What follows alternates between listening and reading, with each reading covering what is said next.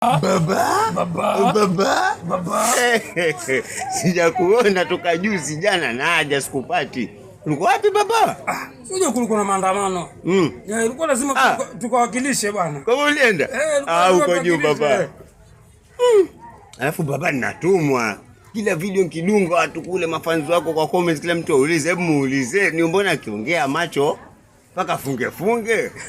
Sile iko wapi baba? Kwani sijakupa kisa changu? Bado 45 ndani ya Japani hapo.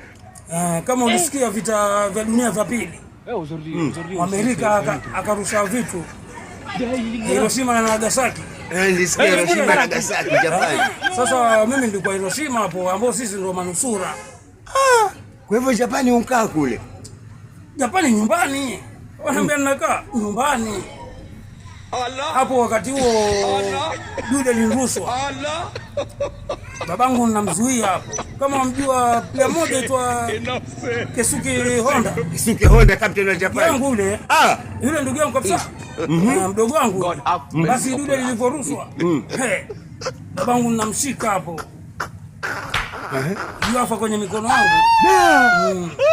Anaambiaje? Oi.